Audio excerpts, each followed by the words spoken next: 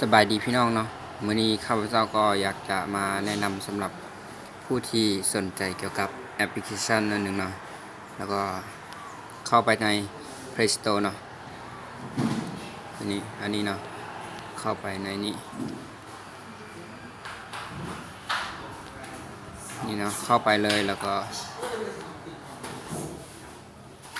พิมพ์คำว่าพระคัมภีร์ลาวเนาะจะออกมาแล้วก็เลือกเอาอันทำอิฐเลยเนาะนี่อันนี้เลยแล้วก็ติ๊กเข้าไปแล้วก็ติดตั้งเนาะติดตั้งแต่อันนี้ข้าพเจ้าติดตั้งแล้วเนาะ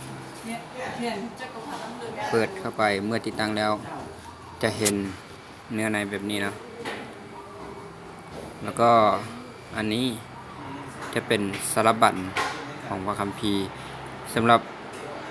พระคัมภีร์อันนี้จะบ่ใช้สัญญาณเน็ตก็ได้เนาะสำหรับผู้ที่สนใจมันจะบ่เปลืองสัญญาณเน็ตเนาะเราสามารถเลือกได้แล้วก็มีพระคัมภีร์เดิมแล้วก็พระคัมภีร์ใหม่ได้ทุกเล่มเลยเนาะก็ขอบคุณใจหลายๆสำหรับ